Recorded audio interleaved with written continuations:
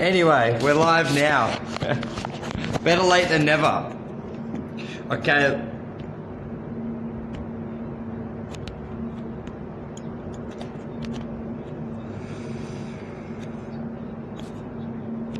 No, not at all. Like, it's sort of, I just find rentals is a very unspoken, and just find the rental market, which is, correct me if I'm wrong, you're the business owner. The rental market is the core of most nearly all real estate offices when it comes to the income, the stability, and what it values.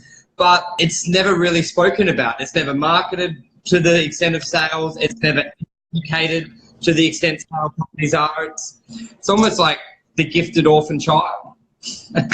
Look, it's accommodation's huge, and I would say probably, I think in Sydney about 40% of it is actually rental, but it doesn't get much airtime. Landlords don't get a lot of airtime being educated. Tenants don't get a lot of airtime being educated. So this morning segment's a little bit about that. And how's the 18-year-old going through? I reckon the hardest thing, and this is what we spoke about, the hardest thing for a tenant coming into the rental market is no one will actually accept them to take a rental property because they're 18. Yeah. And I've got to admit, it's pretty hard for us to recommend to a landlord that an 18-year-old has got a track record, or they don't, is going to do well, or we don't know, and they're of good character. It's suddenly you're judging. It's very, very hard. They've been in their job for a short time. Potentially they're going to be a bit more excitable to having parties and stuff like that. Potentially, it's a really big risk to take an 18-year-old into a 1 or 2 bedroom unit or into a house. But we've got a solution. Yeah. What is it? How do you do it? Tell us, Michael. Tell us. Yeah. Now, so it's almost like going for applying for a job, but all the jobs for an entry level ask for experience. You're like, well, how can I have experience if it's an entry level role?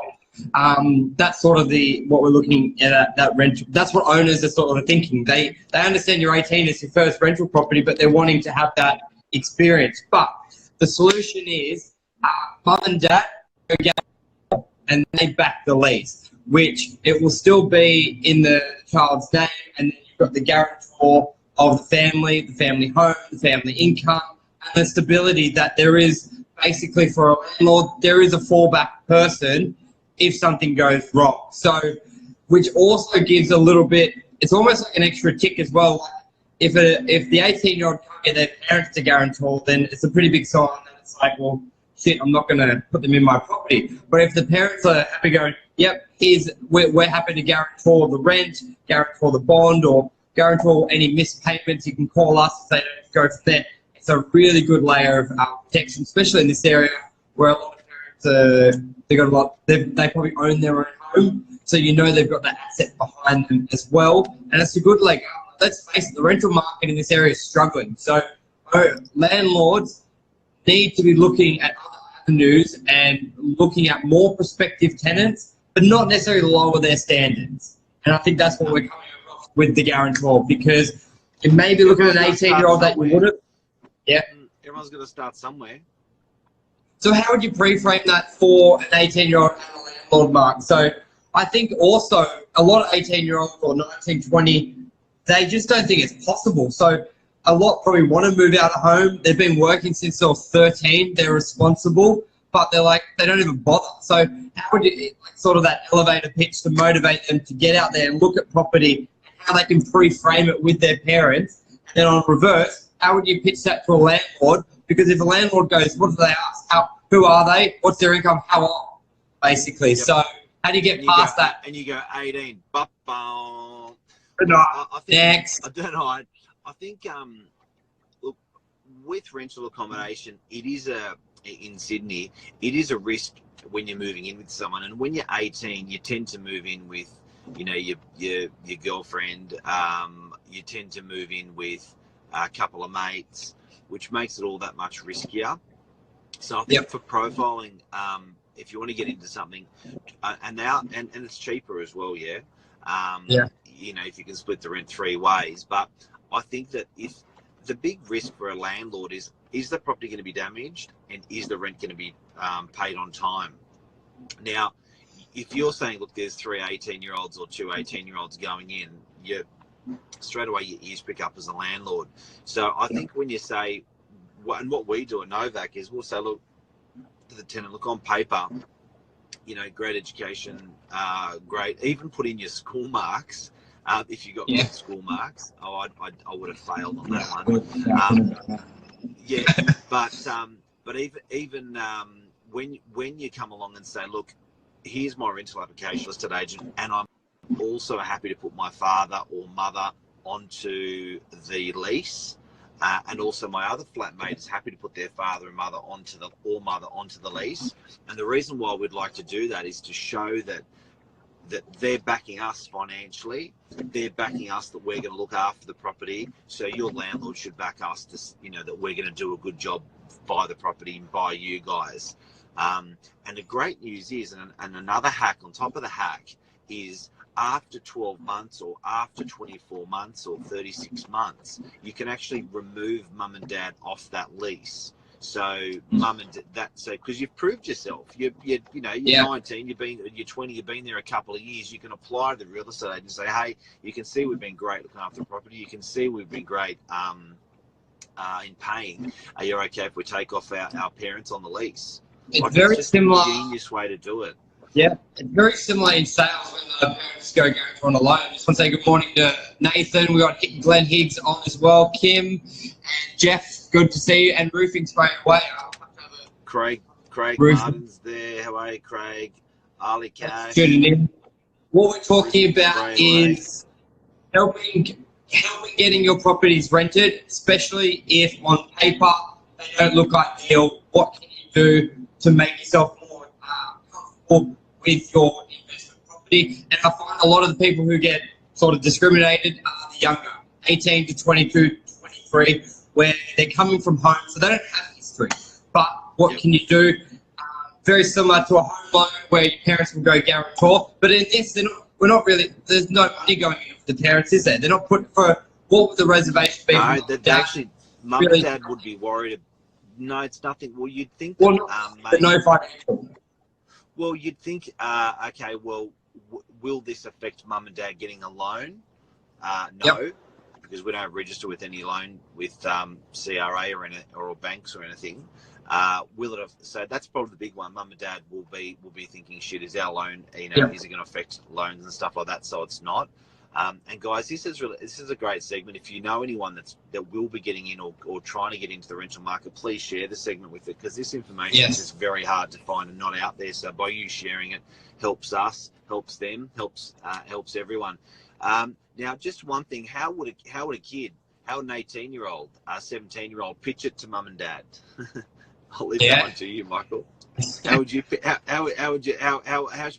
it up with mum and dad? Sick of asking me to clean my room. I don't want to clean my room. I'm going to get my own room. You want to help me? Go guarantee on the lease. You don't have to worry about it. I swear I'll be good. Yeah, I'll be good. I'll get out of your hair.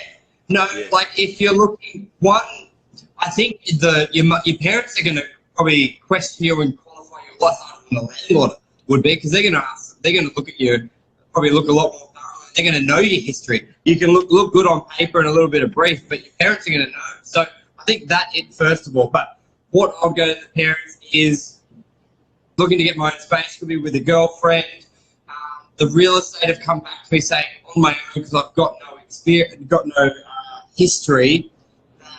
We're not really going to get accepted from most landlords. Would you mind go guarantor? And they're going to think, well, what does that mean? Go, well, basically, if I can't pay the rent, you're there as a layer of protection. But mum and dad, look, you know, I've had the job for 5 years, 6 years. I saved my money. I've got 6 months rent in advance. I'm paying the bond. They're very, very unlikely, but because I don't know that history, they want to see you guys there.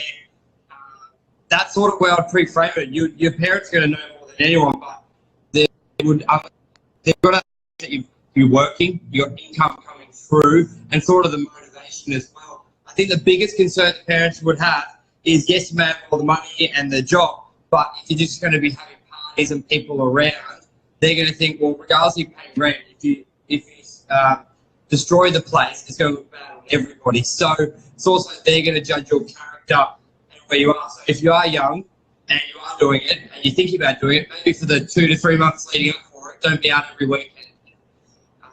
So you get ready. And one other thing, the biggest thing. So so the message is, if you're young and rental and you can't get a rental property, put mum and dad on the lease. Couple of ways that we've talked about the risk of it. We've talked about how to convince mum and dad. We've talked about one other thing I'd like to mention is that what you can also do is you can actually pay for tenant insurance. So great. Well, yes. Yeah. Yep. So a landlord. Thank you, Michael. So a landlord can pay $360, I think it is $370 a year to insure their tenant for up to 15 weeks default in rent and up to 25,000 malicious damage. Now, if you're a cook, you can renovate an apartment for that. So if you're a savvy landlord, if you're a savvy prospective tenant and you want to move into a property, you may even drop the pill with the real estate agent saying, "Hey, I know I'm young, but I know the landlord's got insurance available to them called tenancy insurance." By the way, we love Terry Shear. They're pretty good at doing it. Yep.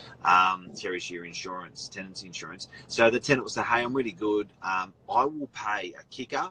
I will pay and insure myself the first year. So I'll pay $350, $400 on top. But I want to see that you have paid it, Mr. Landlord. Yeah. And then that will give you an extra layer of protection that I'm going to be should I fall into default in rent, should I do anything unforeseen to the property, you've got that layer of insurance. Because even as a tenant, if you want to pay more bond, you're not allowed to. That's true. Yeah. So that 4 weeks bond, the 4 weeks bond that we're paying, the tenant pays, they can't pay any more. What's Jeff got to say? Jeff's got a very good comment, especially when you're young, because a lot of banks will look at your ability. So basically, if you're going for a loan and the loan payment's flat, correct if I'm wrong, Jeff, is where you're coming from.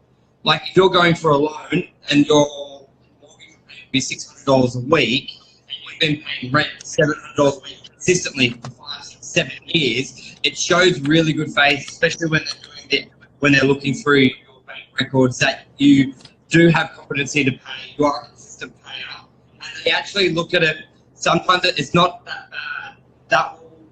Some people look at it bad as an expense when you're paying rent, which it is when you go for a loan. But when they analyse it, they'll go, "Well, you won't be paying $700 in rent anymore. It will be a $600 mortgage." So if you're actually able to save X amount and still consistently pay that, then it looks at good at your whole or your financial situation.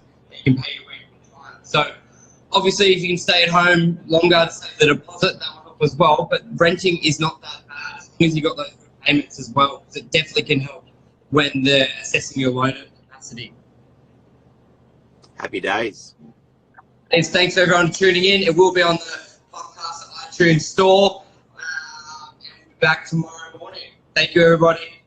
See you guys. Hope we helped you. Cheers. Bye.